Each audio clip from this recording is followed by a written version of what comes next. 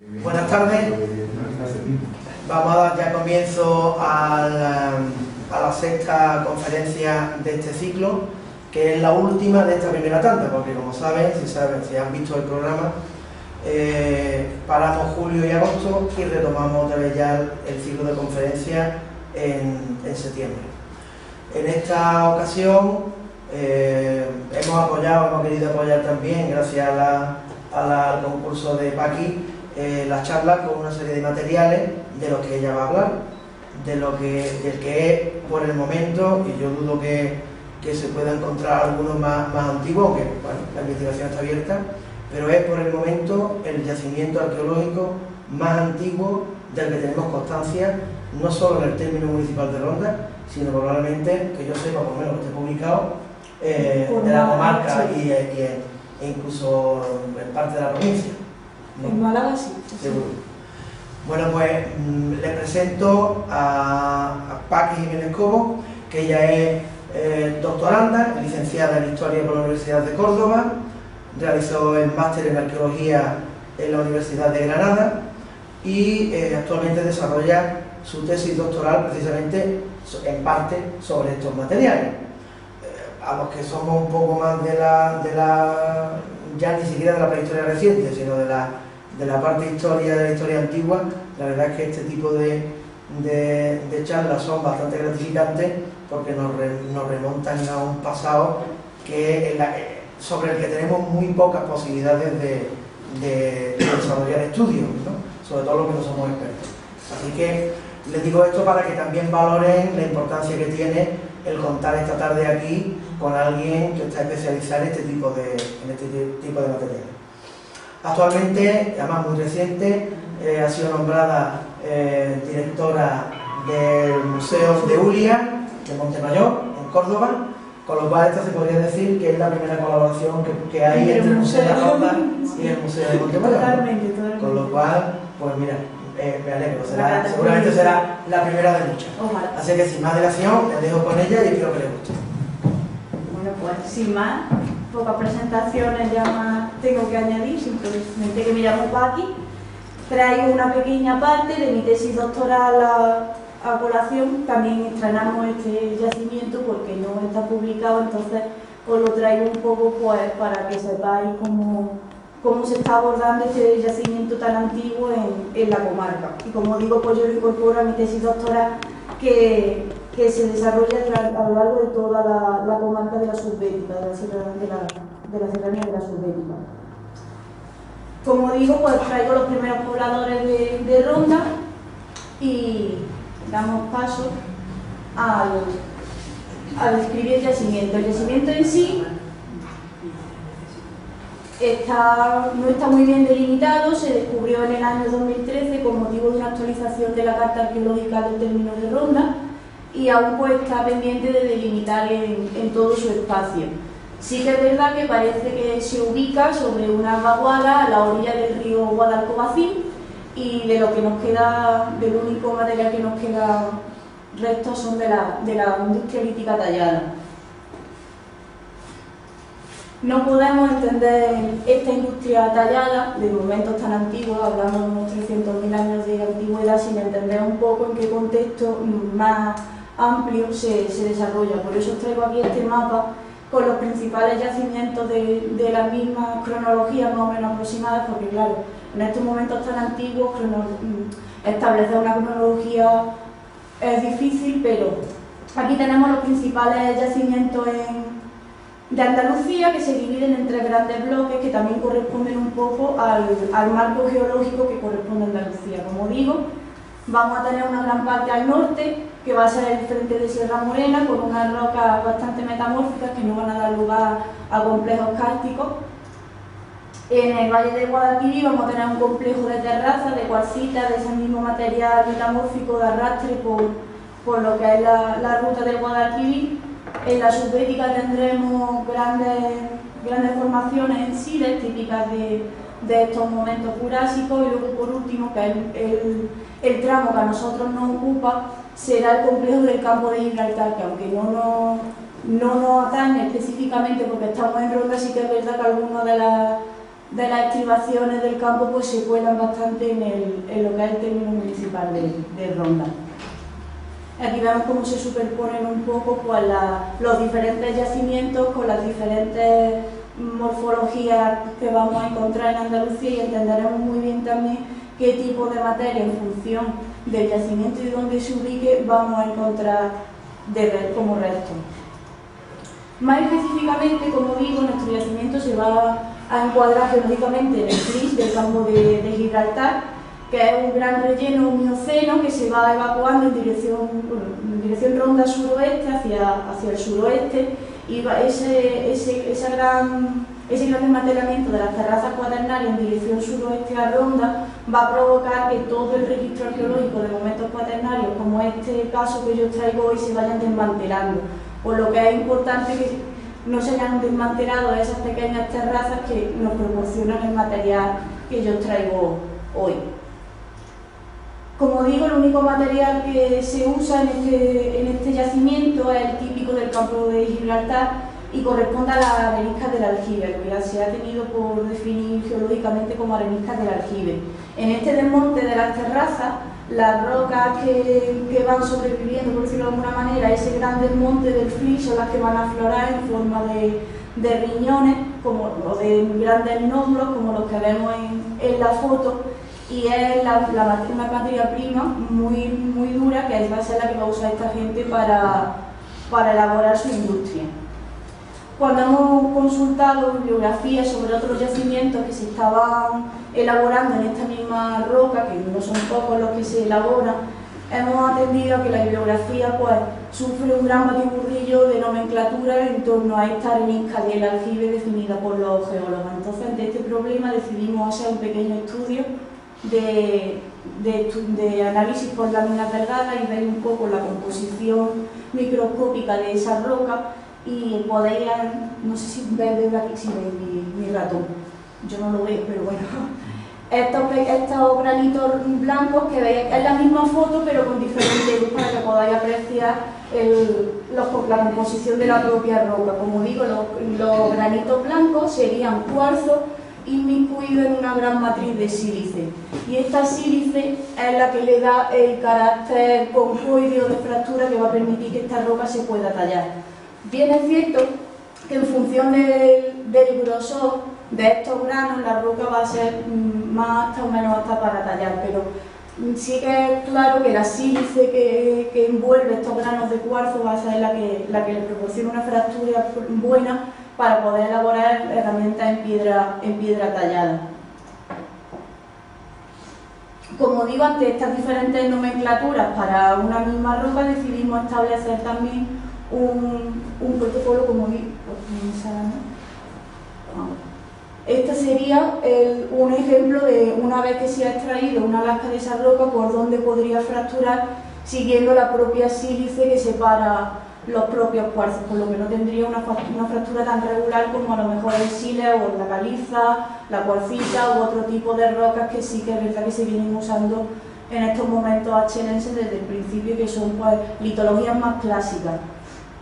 Como digo, ante esta problemática decidimos establecer un pequeño protocolo experimental en el que se tallaron varios tipos de esta roca para ver un poco qué tipo de reacción suponía la talla y para acercarnos un poco también a qué comportamiento y qué procesos tecnológicos podía tener estos humanos cuando estaban tallando el material. Entonces, en este sentido, la experimentación pues, se hizo para comprender mejor el registro arqueológico al que nos estábamos enfrentando.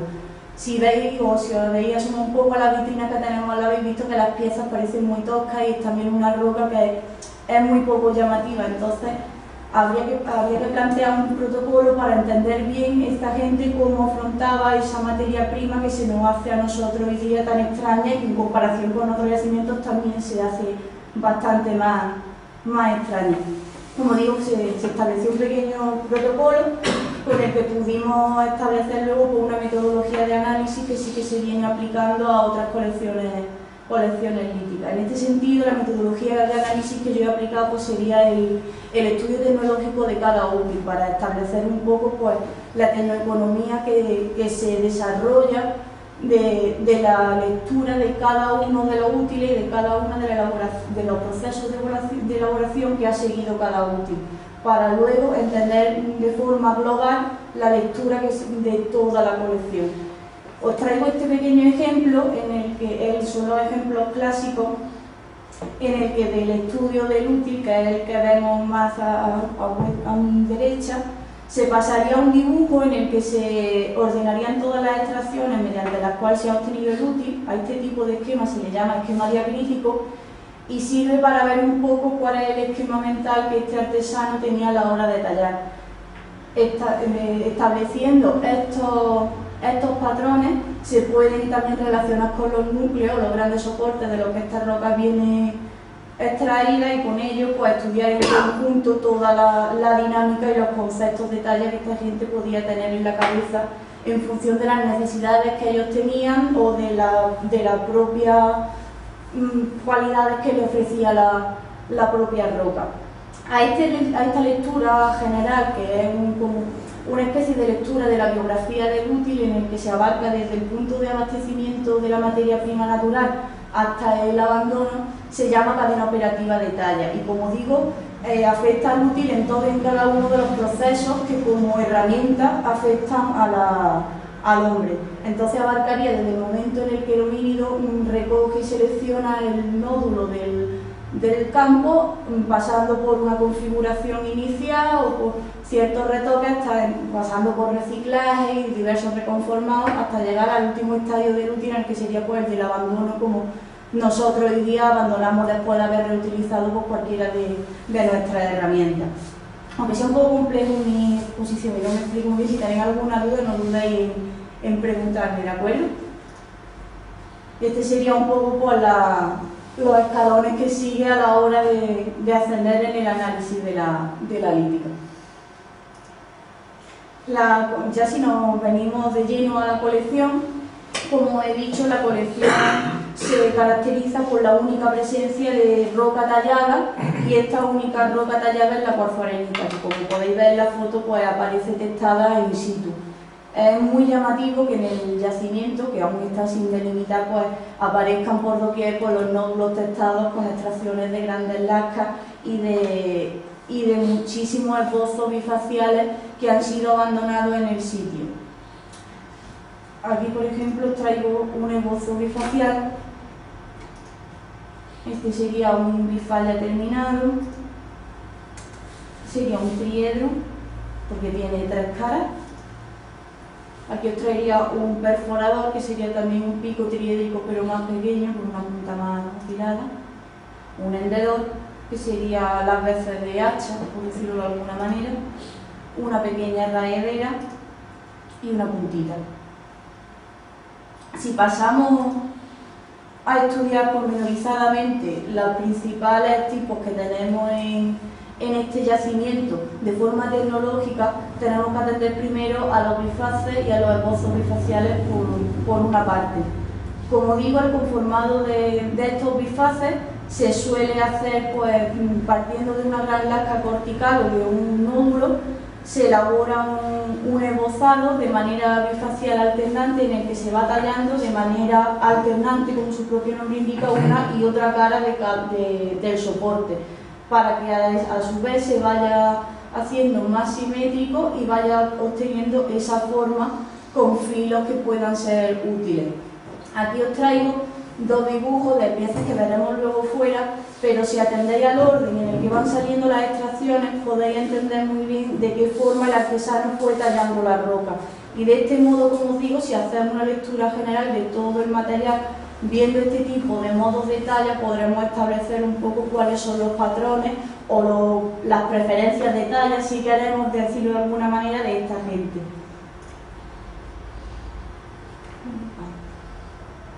Vais apreciando que salen en una y en otra cara del soporte.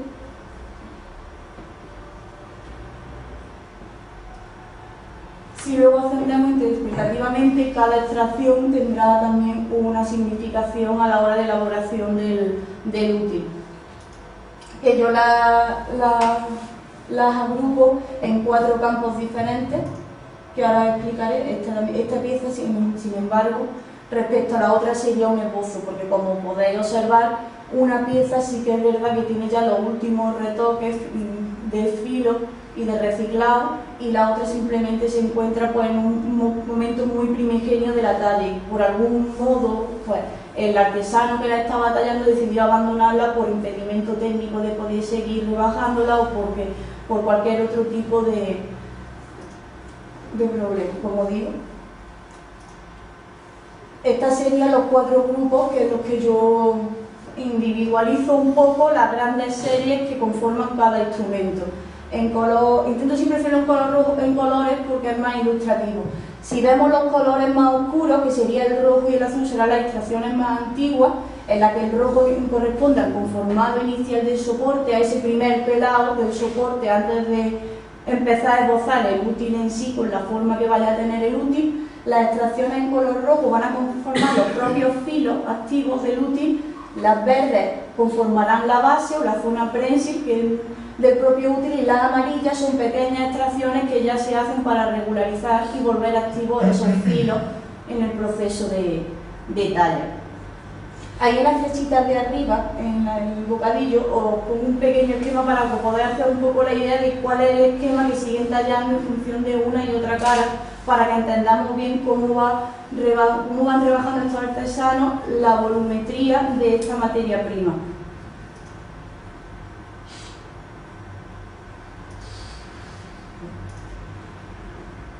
Aquí podéis ver un poco, no se ve muy bien porque tenemos bastante sutil, pero sí, bueno, en esta primera, es que vosotros no lo veis bien, pero la arista sí que se ve muy sinuosa, fruto de una extracción más o menos alternante. En otro estadio siguiente del útil no es la misma pieza, son varias piezas pero encadenadas de forma para que podáis comprender un poco de qué manera se va rebajando el soporte. En el siguiente paso, ese mismo conformado alternante con rocadura se hace de manera ya para rebajar el volumen, y ya se da un paso al percutor blando. El percutor blando normalmente suele ser un asta de cuervo o una madera tratada especialmente, pero ya vemos más o menos podemos ver de qué manera las aristas pasan de ser sinuosas a ser totalmente rectas, porque con este tipo de retoques lo que hacemos es ya finalizar el útil y ponerlo a punto para ser usado. Entonces, en piedras negras, como digo, aunque todo el material que veáis sea de aquí, el gran porcentaje del material lo vamos a tener aquí, porque nosotros lo que estudiamos es un gran taller de talla. Válgase la redundancia, es el punto de abastecimiento que esta gente tiene para coger las rocas que a ellos les sirven para elaborar sus utensilios y después llevárselo al lugar de hábitat. Ellos aquí no viven, ellos aquí vienen a elaborar sus herramientas y a llevarse la materia prima que les conviene. El siguiente tipo de útil que os traigo es el núcleo, de que este mismo núcleo también lo tenemos allí fuera en la vitrina. O he hecho más o menos el mismo tipo de animación para comprender que el núcleo es el gran soporte donde se extraen las lascas, que son las pequeñas lajas que se les van sacando, que a posteriori se pueden retocar o no y elaborar útiles sobre ellas. Entonces, por decirlo de alguna manera, el núcleo no es un útil, es un soporte para la extracción de útiles, que también es muy importante porque tal y como están los núcleos esbozados y explotados, nos están dando unas claves muy importantes de los conceptos volumétricos y de los deseos de talla que ellos tendrían y de las capacidades de obtención de lo que ellos deseaban obtener. En este sentido, como digo, los núcleos se llaman, bueno, científicamente los llamamos núcleos discoides, se llaman así porque simplemente tienen una forma de disco y en el que su superficie se explotan de manera simultánea, tanto se explota la cara superior como la cara inferior y también de modo alternante, parecido a los bifazos. El esquemita de aquí arriba sería un dibujo para que hicierais un poco a la idea de qué tipo de núcleo tenemos en el yacimiento de Piedras Negras, que son bastante diferentes a lo mejor a los núcleos de Levallois y a los núcleos de Paleolítico Superior, que ya necesitan una preparación muy específica del núcleo y un control volumétrico genial para poder extraer las lascas. Aquí os traigo también dos lascas con el mismo esquema diacrítico que os he ido enseñando de antes, para que os hagáis una idea de que las series primeras son centrípetas, son las que salen de este núcleo, y a posteriori las series amarillas, naranja y verde son las que se hacen después de su extracción del nódulo y su conformado como propiamente un útil, ¿de acuerdo? Otro de los grandes instrumentos que tenemos en Piedras Negras es el hendedor, que podríamos definirlo, según los estudios traceológicos, como un gran hacha y que se define por ser una gran lasca sacada de un núcleo mayor que ella, obviamente, y en el que se retocan sus laterales sin retocar el filo, porque la cualidad de este útil es que el filo queda vivo para usarlo a modo de hacha. Este sería el filo de este útil, que si lo veis está mellado, este sería el otro filo y este sería el otro filo. Y siempre los retoques están en los laterales. Como digo, en situ podemos encontrar pues, magníficos ejemplos de grandes soportes que han sido testados in situ para la obtención de grandes lascas. Este, por ejemplo, que os traigo es muy ilustrativo porque tiene dos grandes extracciones, esta y esta. Y si nos imaginamos cómo la van haciendo, la primera extracción, que sería esta, despejaría ya el filo a la hora de extraer la siguiente. No se ve la flechita. Tienes que mover con el ratón. Vale, es que yo sí lo veía y no lo veis vosotros. Ahora sí. Mejor que mire aquí y me olvide de mi ordenador, porque es que el mío me pierde y creo que no lo estoy. Como digo, bueno, este es un ejemplo de cómo se podrían obtener estas lascas, pero claro, olvidaros de que tengan una apariencia de Homo sapiens porque no la tienen, ni de que vayan con una canasta porque tampoco la tienen, pero simplemente la ilustración es muy ilustrativa, valga la redundancia, para que os podáis hacer una idea la labor de talla que se estaba haciendo en el yacimiento. Mientras que este hombre pues está aplicando una percusión lanzada, de la que os tendríamos un núcleo parecido a este, pues el otro está conformando con un percutor duro sobre la marcha un artefacto. Como digo, esto es un nódulo que apareció in situ, como podéis ver, en el que esta extracción, que sería la primera, y modelaría, por decirlo de alguna manera, el filo que se obtiene luego al sacar esta segunda, teniendo de esta manera un hendedor. Entonces estos son dos ejemplos que os he traído de hendedores que, como podéis ver, en este caso los filos sí que están con mella de haber estado usados, pero que se caracterizan, pues, como he dicho, por dos lascas en las que se retocan ambos filos para poder obtener un filo que no se retoca cortante para lajar. Este útil es muy señero de momentos achelenses porque implica un gran control de la volumetría a la hora de extraer el soporte, y también implica muchísimo conocimiento en cuanto a la estandarización de los útiles. Y ahora más adelante vamos a ver cómo los hendedores aquí en Piedras Negras están muy estandarizados, lo que supone un gran conocimiento y de la necesidad que ellos tienen de una aplicación estupenda para afrontar la necesidad que ellos tienen a la hora de elaborar sus útiles. ¿Qué es lo que nos dicen entonces los útiles? Pues como un poco un resumen de lo que os vengo diciendo. Se produce un abastecimiento inmediato de los materiales en posición primaria, y allí mismo se elabora el primer conformado del soporte. Ellos no se encuentran el nódulo grande con buenas cualidades y se lo llevan tal cual, lo esbozan un poco, obtienen la preforma que ellos desean y esa preforma se la llevan. Entonces nosotros lo que tenemos es esa gran casquerío de rocas que ellos no han podido, son fallos de talla, es un taller con fallos de talla, lo que nosotros nos encontramos. Los útiles finalizados deberíamos de buscarlos en otros yacimientos donde esta gente esté viviendo, porque aquí ya digo que siempre vienen solo por la materia prima. También es verdad, como he dicho al principio, pues estaba cerca de dos vaguadas, muy cerca del río Guadalcovacín, entonces es un punto estupendo de abastecimiento de agua. Entonces se podría inmiscuir esta labor de talla dentro de otras labores secundarias de recolección o de cacería, y en el que esta gente pues acudiría a ese lugar que ya digo que aún está un poco por determinar.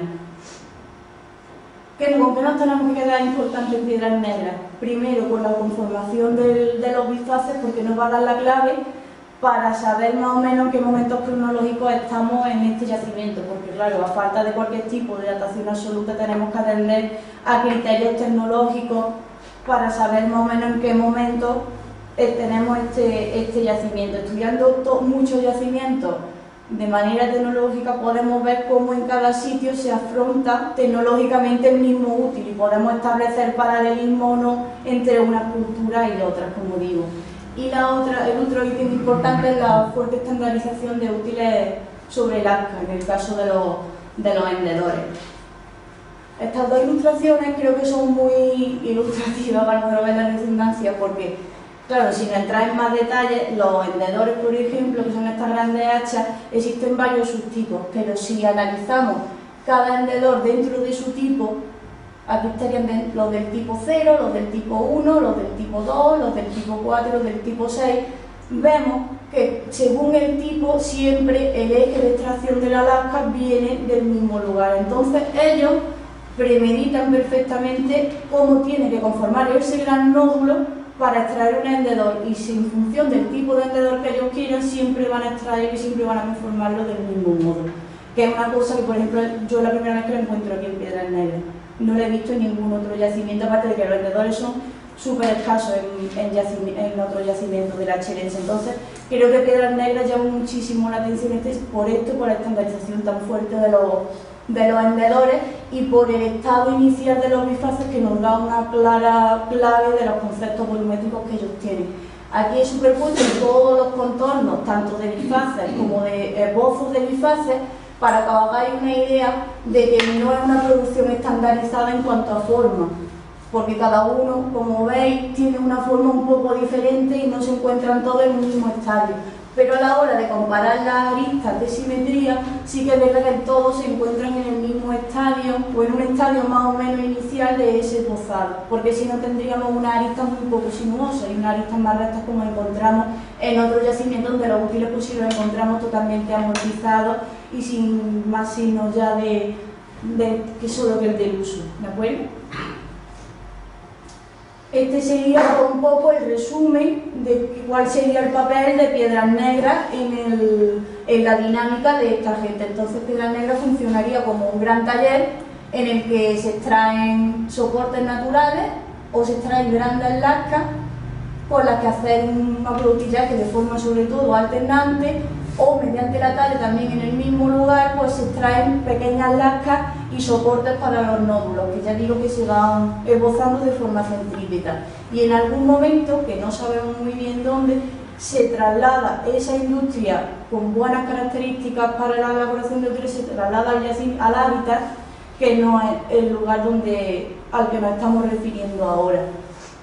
Que ya, según hemos visto en algunas piezas, como yo decía, con los retoquitos amarillos, esa serie de regularización y de amortización ya nos están dando señas de que ese útil ya está en la última fase de su vida como tal.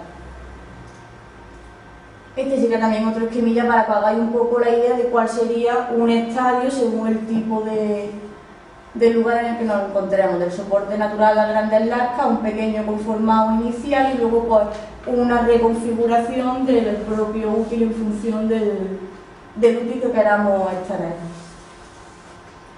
Como conclusiones, pues sería la de emplear sistemáticamente la cuarzo-arenita como una materia prima, lo que me está indicando también a través del propio protocolo experimental que desarrollamos nosotros, que tenían una gran capacidad técnica para resolver problemas y para elaborar en esta roca esos útiles, porque la experimentación la verdad es que nos dio unos resultados bastante difíciles, porque era una piedra muy difícil de tallar, era una piedra muy dura, y gente con muchísimos años de experiencia en la talla le costaba muchísimo trabajo tallarla. Entonces esta gente tenía que tener un control magnífico de las cualidades y un conocimiento espectacular de las cualidades que tenía que tener esta roca, porque si no, no se hubiéramos tenido este tipo de útiles ni por asomo, vaya, porque ya digo que la experiencia, la experimental nos lo dice claramente.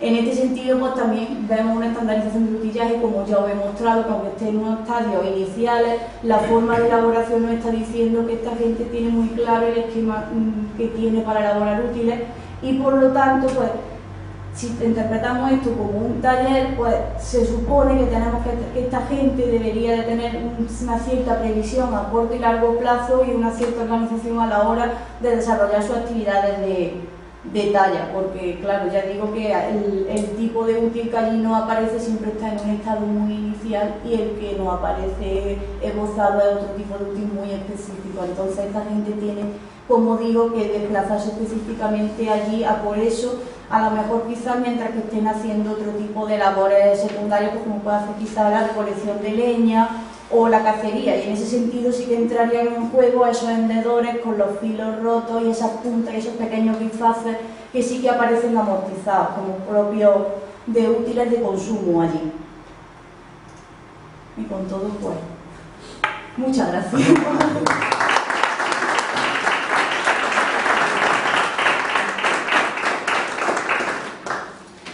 Si tenéis algún tipo de duda, de pregunta, de cuestión, no dudéis en acribillarme.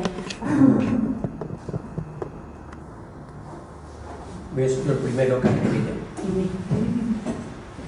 Me admira cómo llegáis a la conclusión de que la piedra se talla por un lado, por otro, por un lado, por otro. ¿Cómo llegáis a esas conclusiones? ¿Cómo llegáis a ese procedimiento? A adivinar ese procedimiento. Claro, no lo adivinamos, lo adivinamos. Claro, las rocas tienen un procedimiento de fractura que es mecánico, o sea, es como cualquier otra cosa mecánica, son dirección de fuerza. Tú aplicas una fuerza, emplea un vector y se fractura. Estas rocas, como digo, con sílice, a lo mejor pedernal, la obsidiana, tienen una fractura concoidea que te hace un dibujo circular. ¿Me explico? Entonces, es como cuando te comes un yogur, sacas una cucharada y la siguiente se está llevando los negativos de tu cucharada anterior. Entonces, uniendo los estigmas de la talla, como puede ser a lo mejor la presencia del bulbo de la percusión o de la propia muerte de la lasca, ordenando esos criterios, tú puedes saber qué extracción pisa cuál. Entonces tú estableces un orden en esas extracciones. ¿Me explico?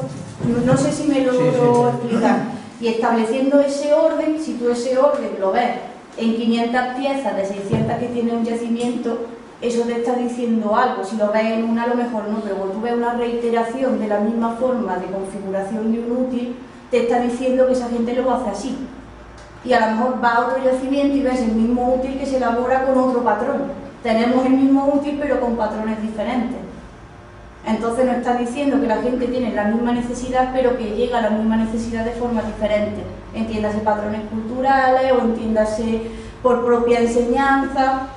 No sé si me logro explicar. Es como si, por ejemplo, aquí en Ronda hicieran siempre las macetas de abajo hacia arriba. Y en Benauján hicieran las macetas de arriba hacia abajo. Los dos hacemos macetas, pero cada uno hace la maceta de una forma diferente. Si atendemos la forma de hacer la maceta, podremos ver si una tercera maceta se parece más a la forma de hacer a la rondeña o a la de Benauján. ¿Me explico? Claro, todo esto viene, como yo digo, de un protocolo experimental, porque vimos estas rocas que tenían un comportamiento bastante extraño, hombre, que entraba dentro de las pautas de una fractura concoide, como puede ser la de cualquier útil elaborado en siles, porque son totalmente compatibles, pero sí que es verdad que al ser una roca de matriz de composición más diferente, nos vimos obligados a sacar un protocolo experimental para ver esta gente cómo podía obtener aquello, porque hay hendedores que pueden medir 10 centímetros, y una lasca de 10 centímetros, ¿cómo la extrae una piedra tan dura? Hay mucha experimentación en sí, ¿no? Pero claro, en este tipo de materia prima, a mí me consta que nosotros hemos sido los primeros que hemos hecho este tipo de experimentación, a pesar de que no es el único yacimiento, como hemos visto antes, que goza de esta materia prima, porque tenemos las terrazas de Aljaima, tenemos un montón de todo lo que es la zona de Cádiz, Laguna Las Andas, todo el material está elaborado en esta. Ellos las llaman protocuarcitas, las llaman areniscas compactas. Por eso también decidimos hacer un estudio de lámina delgada, para ver si era el mismo tipo de roca a la que nos estábamos enfrentando. Pero básicamente eso es una ordenación de las extracciones, para ver un poco cómo se ha hecho. Y en función de esa repetición o de la ausencia, pues ver unos patrones o ver otros. ¿Y en el mismo yacimiento había encontrado la piedra más dura para romper esa piedra? No, los percutores, que eso se le llama percutor, no han aparecido. Sin embargo, por ejemplo, sí que es verdad que yo he visto in situ, pero esto es una cosa personal que yo te digo a ti sin que no oiga nadie, o sea sin nada más. Yo personalmente creo, por el paseo que yo di por allí un día, que sí que había pequeñas bolas como de hierro. bastante voluminosa. Entonces, Con perdigones, ¿no? es que tiene el nombre científico, pero ahora mismo no. Son como bolas de magnetita, son bolas de hierro así redondas. Y sí que es verdad que pesan muchísimo. Entonces, a falta de poder hacer otro experimento y de encontrar esas magnetitas buenas para tallar, quizá eso mismo, por ejemplo, se podría haber usado. Pero las experimentales que nosotros hemos hecho se han realizado con ofita, que es una piedra volcánica que viene de la subética, y con cuerna de ciervo, que es un percutor blanco. Pero claro, al tener esa forma más apuntada que el grado de la piedra, el percutor, al ser más blando, permite romper mejor, independientemente de que sea una materia más blanda. He llegado un poco tarde y era preguntarte Piedras Negras, al lado de qué pueblo está y tu labor cuál es, Alejo. ¿Cuál? Piedras Negras, ya digo que el lugar está aún por delimitar. Apareció durante la realización de la cata a orillas del río Guadalcovacín. ¿Y a qué lado de qué pueblo has Ronda, ido? término de ¿En qué Ronda? Término de acá, Sí, o sí. sea, que no de pueblo cercano. Sí. ¿Y tu labor? Pues yo la he estudiado, con motivo de mi tesis doctoral. Es uno de los 3 yacimientos que yo estoy estudiando para mi tesis. Sí. Qué suerte. Está contra la Ventilla, ¿no? La Arroyo de la Ventilla. Está cerca. Cerca del arroyo de la Ventilla. Yo digo en una torre de la Piedra Negra, ¿no? Y hay esas bolas que tú dices, redondas. La máquina esa. Pregunta, bueno, tú, Juan. Decía antes que estamos hablando de unos 300.000 años aproximadamente. Estamos hablando de los neandertales. Estaríamos hablando, uy, esta pregunta, es que claro, no tenemos dataciones y en paleolítico inferior, si no datas parece que no está acabando de hacerlo todo, y si da una cronología y la das muy alta, ¡oh Dios mío! Pero ¿cómo va a tener esto tan alto? Y si la das muy baja... Yo pensaba que alguien me iba a preguntar esto porque yo tampoco lo he dicho, yo lo sabía. Yo supongo, y con todos los porqués que tú quieras o con los cuándo, supongo que sería más o menos el anteceso que tenemos en Atapuerca, que es un pre-neandertal. Yo supongo, claro, siempre supongo en función de cómo el utillaje está hecho, porque claro, también estos mismos esquemas lo estoy viendo, por ejemplo, en la Cueva del Ángel. Y la Cueva del Ángel están datados en 300.000. Es un hábitat en cueva, cerrado, con buena datación. Entonces, y no tenemos el magnífico mono todavía, pero bueno, las dataciones te están dando eso, un heidelbergensis, un pre-neandertal. Porque ya digo que le evalúa que este núcleo magnífico con caparazón de tortuga, con una superficie plana, esos núcleos no los tenemos aquí. Tenemos esos núcleos discoidales en los que no hay jerarquía entre una superficie y otra, se explotan de manera sistemática por los dos lados. Pero no quiere decir que esta gente no tenga control volumétrico ni sepa tallar mal, al contrario, esto es una locura. Hacer esto en esta roca a mí me parece una locura. Pero también conoce la capacidad de detalle que más o menos tenemos, y si te digo que es difícil, créeme que es difícil, ¿vale? Sí. Aprovechando lo que he dicho, Sí. a mí me ha llamado la atención que los nombran como artesanos. Sí, lo entiendo así. Porque, Y claro, introduce un concepto que es un poco más... claro, no sé, pero en estos momentos de paleolítico inferior, ¿quién es el que hace roca? ¿Saben hacerlo todo? Ya, pero no saben hacerlo todo. Pero claro, no sé, artesano no implica que haya una cierta especialización de parte del grupo, no de todo el grupo. Quizás si no, a lo mejor hubiera sido el mejor término. Claro, sí, no, pero claro, con todos los porques, claro, totalmente, vamos de acuerdo. Yo siempre lo uso porque me gusta el término en relación a que lo hace con las manos y a que es una cosa en el sentido más artesano que nosotros podamos entender, en el que lo haces con tus propias manos en función de unas cosas que tú has aprendido y que a ti te han enseñado. Pero sin embargo, sin desmerecer, como tú has apuntado, que ahí detrás hay una especialización tecnológica. Totalmente, y de hecho un proceso de aprendizaje tiene que haber, porque si no el conocimiento no se podría transmitir, y estos esquemas tan repetitivos, si no hay una transmisión y una comunicación del conocimiento, esto no podría existir. Entonces entiendo que sean artesanos, pero con todos los peros que tú quieras dar. No, a mí me llama la atención porque se introduce para una pregunta tan antigua un concepto que es relativamente...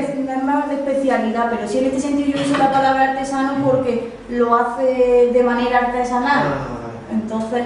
Y después también me ha llamado la atención que has comentado que dentro de la tipología que hay en el taller, la única pieza que muestran amortización son los vendedores.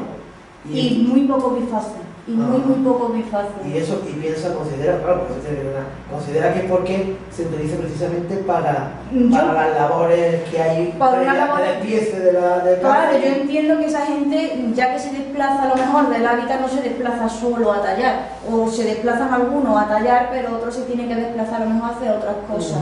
Entonces, claro, todo esto son suposiciones, porque nadie vivía en el Paleolítico inferior. Pero bueno, pero que estén ahí amortizados. Claro, supongo que mientras que algunos están tallando o se van a abastecerse de esas materias primas, pues están elaborando labores paralelas, pues de eso, de recogida de leña, porque claro, aquellos entornos son un vergel, ahí hay agua, muchísima vegetación y bosques, galerías, entonces entiendo que se tendrán que realizar ciertas labores de manera paralela a la que se está elaborando en la talla, en esa dinámica en la que la talla pues es una dinámica más, como la que puede hacer a lo mejor la elaboración de lanzas en madera, pero que se nos escapa totalmente del registro. Porque, pues claro, yo sé que eso ya es una pregunta que si no hay excavación, o sea, si no hay estratigrafía es complicado contestar, pero ¿qué frecuentación suelen tener este tipo de talleres? Y sobre todo por la siguiente cuestión, porque si estamos hablando de talleres en los que no solamente se está efectuando talla, sino que además se están haciendo otras actividades, lo mismo estamos hablando de frecuentaciones estacionales o relativamente estacionales. Yo tanto... Pues vamos, yo estoy aquí examinándome por la gente, ¿no? Pero bueno, se tiene el concepto de que en la prehistoria antigua el hombre prácticamente no abandonó la cueva, cosa que yo me creo, ¿vale? Yo tampoco, ¿vale? Y que en la prehistoria reciente es cuando empieza un poco a explorar, yo me he dado cuenta de que es que fuera de la cueva hay vida, fuera de la cueva, ¿no? Entonces, lo mismo estamos hablando de frecuentaciones estacionales, claro, en verano, en primavera, es decir, porque con tanta cantidad de material. Claro, pero también es verdad que todo el material que tiene está hecho de la misma manera, por decirlo de alguna manera. O sea, entonces, está muy agotado. Claro, con los mismos esquemas elaborados. Entonces, yo creo que es una ida continua, pero durante un periodo de tiempo, porque si fuera un taller o una cantera, por decirlo de alguna manera, en el sentido de que no vamos a abastecer de piedra a una cantera, en ese sentido, si fuera un yacimiento que se usó muchísimo a lo largo del tiempo, también te podrías encontrar otro tipo de material lítico de otro momento cronológico. Porque yo, por ejemplo, sí que es verdad que en Aljaima y en otros tipos de yacimientos, con cuarzo arenita o con arenisca del aljibe, he encontrado grandes láminas de estas calcolíticas que son así. Y aquí no, aquí solamente tenemos material de este momento. Eso me lleva a pensar que vivieron aquí en este momento, como ya digo que fue en ese momento en el que las terrazas se iban desmantelando, que por eso mismo existe el Tajo de Ronda, igual que el de Setenil, igual que el de la Ventilla. Claro, entonces en ese sentido, si había algo más, lo hemos perdido porque se ha ido desmontando o simplemente pues no ha existido porque ya se había desmontado una vez que aquello. ¿Me explico? Sí. ¿Alguna cuestión? En otros yacimientos te habla de que las piezas están como sin terminar. Sí. En otros yacimientos sí hay piezas de este tipo de material terminado, refinado y... Sí. Bueno, no he tenido el material en la mano, pero a juzgar por las publicaciones eso se publica como material totalmente amortizado. Pero quizás tú te refieras a que en los talleres normalmente el material aparece de esta forma. Talleres paleolíticos inferiores tenemos quizás 3 en todo el mundo, vale. Si acaso, entonces claro, esta es una interpretación totalmente mía y personal porque claro, si tú te encuentras un sitio en el que las cosas están sin esbozar, están los pellizquitos cogidos de las rocas, claro, allí tienen que ir a por eso y se van porque no tiene otra cosa. Pero sí que es verdad que esta misma materia prima, cuando yo la he visto en otros yacimientos, aunque sea por las publicaciones y por lo que se enseña en otras publicaciones, las piezas aparecen pues totalmente amortizadas y de hecho rodadas porque normalmente vienen de un curso fluvial, entonces ya aparecen rodadas del propio transporte del... Digo porque como es tan dura para tallarla, lo mejor es que no pueden llegar a más... No, porque sí que tenemos material con los filos terminados y ya te digo, totalmente amortizados. Yo lo que era una escuela. Lo ponía en las conclusiones, que yo, una escuela.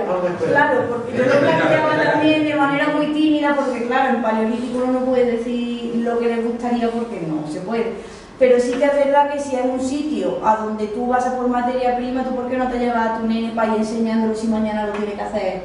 Porque tú mañana no estás, el nene tendrá que seguir. En ese sentido es también a lo que me refiero de la comunicación de las ideas que tú me preguntabas, porque esa idea, si funciona, se tiene que transmitir. Si no se transmite esa idea, es como si no hubiera existido, aunque uno lo hubiera tenido y lo hubiera desarrollado. Esa es la educación, el transmitir una idea y que esa idea vaya circulando y se vaya... Y siendo totalmente profano en este campo, a mí me parece muy interesante que se detecten vendedores.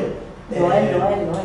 Amortizado allí, porque eso implica que hay o sea, una labor aquí no va mamá, papá con el niño o mamá y el niño a tallar mientras papá está haciendo otra cosa.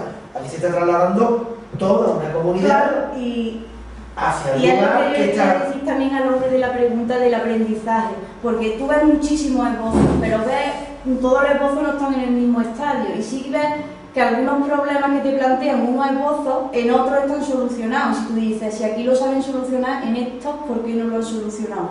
Quizás porque están aprendiendo a llegar a esa solución, mientras que unos ya saben hacerlo, el que está mirando y aprendiendo no llega al nivel de talla que tiene el maestro. Yo tallo y yo no tallo igual que mi profesor, y yo me siento delante de él a tallar, los dos estamos tallando lo mismo, pero no tenemos el mismo producto, porque él tiene una destreza que yo todavía no he logrado adquirir. Entonces yo puedo imitar, yo veo lo que él obtiene y yo lo imito, porque lo veo, pero la técnica que él tiene y el control que él tiene, yo eso no lo puedo imitar, eso es una cosa que yo como artesana tengo que desarrollar. Me explico, y si tú ves que en el mismo yacimiento tienes esas piezas en las que en unos sitios sí han podido solventar esos problemas y en otros no, tú te das cuenta de que hay personas que no saben, cuando hay personas que sí. ¿Por qué hay unas que sí y otras que no? Tiene que ser porque están aprendiendo. Aparte, hay muchísimos útiles que tienen el mismo conformado, pero sistemáticamente, como te habéis dicho tú, ponte a sacar lascas y hasta que no te salgan las lascas grandes no dejes de sacar lascas. Y tienes 500 lascas todas iguales, con 3 o 4 retoques en los filos y abandonadas. Yo lo entiendo así, pero claro, desde mi propia perspectiva, no sé, que hay alguien especializado en prehistoria o algo que podríamos debatir, me encantaría, vaya, porque es una cosa que... Me parece una propuesta muy interesante. Claro. ¿Alguna cuestión? Sí, María. ¿Es más difícil tallar o trabajar esta piedra que el sílex? Totalmente, con diferencia. Me hemos puesto malo, estoy intentando, pero malo literalmente tenerte que sentar porque te estaba dando un jari, ¿vale? Pero tú has probado tallar la piedra Sí. esta. ¿La has probado? Sí, y es espantosa. Ya. ¿Con qué material? Con hofita y con cuernas de ciervo. Y con cuernas de ciervo que ha comido calizo bueno, que la cuerna es dura. Y eso es espantoso. Eso es espantoso. Hombre, con cuernas la verdad es que funciona muy bien.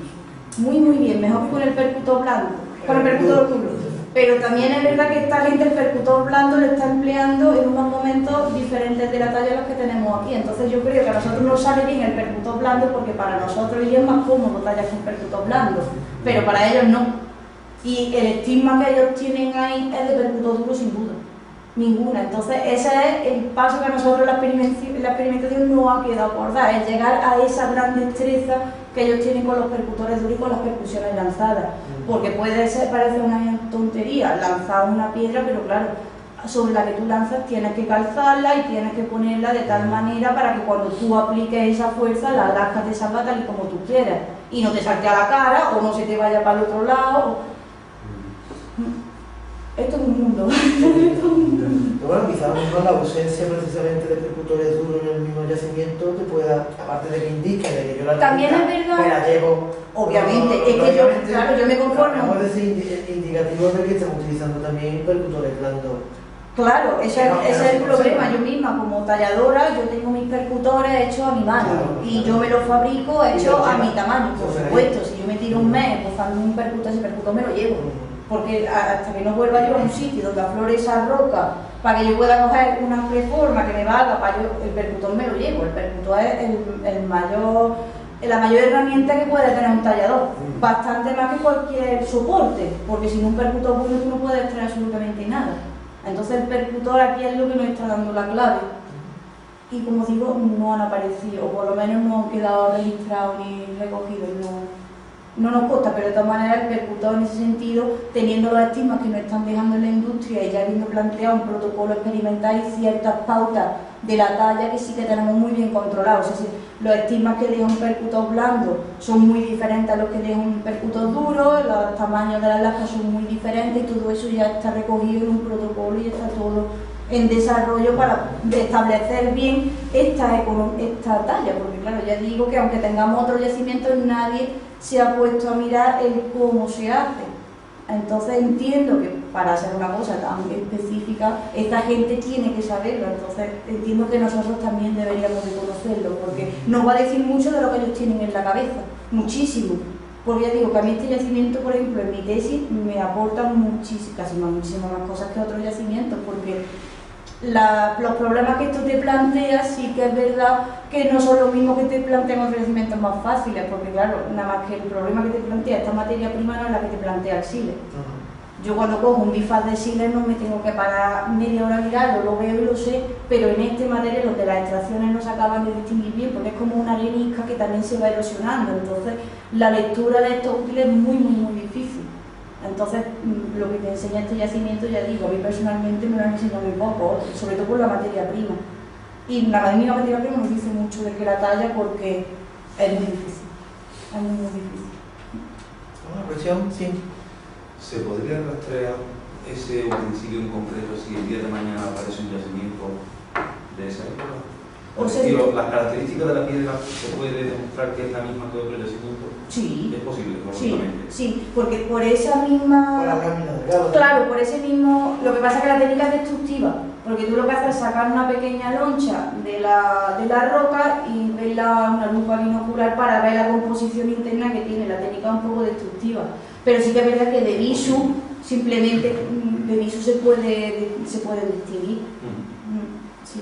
Hombre, y además también me imagino que estas comunidades, aunque tuvieran un radio de acción bastante amplio, se movían prácticamente en esta comarca. Totalmente. ¿sí? Claro, y el material que hay en radio de acción no sé de cuántos Yo, por kilómetros, ejemplo, he encontrado, que era una cosa muy llamativa, bueno, ha sido llamativo para mí, he encontrado una cuarzoarenita en el Cortijo del Carvillo en Loja, tallada en bifaz, la misma cuarzoarenita que aquí. Viene de allí, de aquí, viene de otra excavación del FLIC del campo de Gibraltar, porque claro, la cuarzoarenita ya digo que sale por todo el campo de Gibraltar, que es una formación geológica que llega prácticamente hasta Guadix, en Granada, aflora en varios sitios por donde no se ha podido ir erosionando, pero el FLIC aflora en una franja de 200 kilómetros, desde Algeciras hasta Guadix, en Granada, entonces... Es una cosa anecdótica, pero sí que es verdad que yo, por ejemplo, he localizado una cuarzoarenita tallada en bifaz en el Cortijo del Carvillo y una ahí en la Cueva de Ángeles también, expuesta en el museo. Y yo creo que son cuarzoarenitas. Es anecdótico, pero no significa que ellos no la conozcan, sino simplemente, pues, que existe y que ellos la dominan, ¿vale? Sí, se lo doy. De conocimiento total, ¿por qué buscan este material viendo que en la comarca los materiales más fáciles de trabajar? Eso, no sé, pensándolo en este lugar, yo soy alguien que busca un útil y busco algo fácil, ¿no? Como Claro. ahorro energético. Bueno, pero no sí, conocían las sí. propiedades que tiene otro material. No, sin duda conocerían el SILE, sin dudarlo, vaya, porque de todas maneras te baja el río Turón, que también está aquí en Málaga al lado, y tiene un SILE de magnífica cualidad, de magníficas cualidades. Yo creo que lo hacen, que tu planteamiento es erróneo, porque tú piensas en comodidad para ti, pero no en vida del útil. ¿Tú qué prefieres? ¿Gastarte más dinero en una motosierra que te dure más años o comprarte una barata que te dé el pego con domingo? ¿Me explico? El cile es barato, ¿no? No es el barato, pero sí que es verdad que es muy cómodo de tallar, muy cómodo de tallar, que es muy frágil. Sí, bastante. Es muy frágil, entonces para esas labores de tajo, como a lo mejor son las que están elaborando los vendedores, quizás a ellos les conviene mejor esforzarse, que tampoco esforzarse para estos homínidos, a saber lo que es esfuerzo, vaya, porque una persona que es sistemáticamente nómada, que vive de lo que caza o de lo que se puede encontrar, a ver a este hombre qué tipo de esfuerzo le podemos plantear para que para él sea un esfuerzo, me explico, porque Claro, la talla es como, para ellos, como si a ti te hiciera falta un cuchillo en tu cocina y no lo tuvieras, porque tú tienes que ir a la tienda y ellos lo tenían que hacer.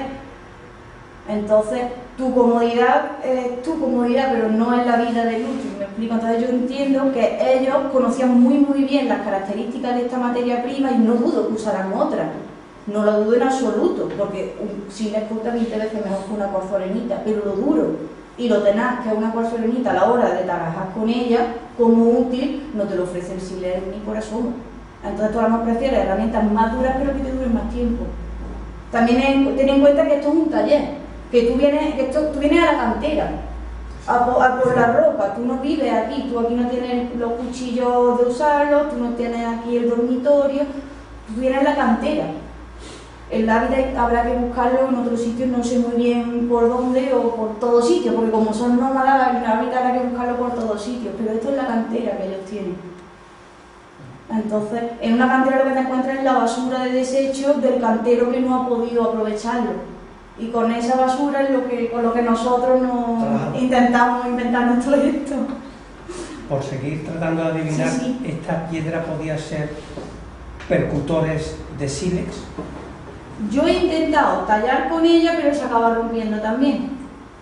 También supongo que dependerá de la destreza del artesano, del tallador, pero en cualquier modo también sería una cosa buena para hacer una labor experimental, para ver qué reacción tiene ante una roca más blanda. Yo, por ejemplo, he tallado porcelanitas con sílex, que la porcelanita acaba saltando, porque también tiene las mismas propiedades que el sílex. Entonces, si al golpear contra el sílex pilla una veta que tenga más dura el sílex, la porcelanita se te salta. Y la cuarcita es igual. Yo le digo, nosotros la experimental, lo único que no fue muy bien fue la cuerna, la percusión blanda, pero sin duda ellos usaban el percutor duro porque los estigmas de la talla no lo están diciendo. ¿Alguna cuestión? Pues yo creo que ha quedado patente que el tema da de sí bastante, que es súper interesante además, y a mí me quedan claras, por lo menos dos cosas. La primera, que habrá que buscar el hábitat. Sin duda, ¿vale? Y la segunda, que más de uno de aquí tendremos genes de antecesos, ¿vale? Ya que se confirma que tenemos monos aquí. Eso ya lo sospechaba, vamos, ya se deja confirmado. Muchas gracias, Paqui, y a ustedes por el emplazo a septiembre, que ya les informaremos de la próxima charla. Muchas gracias.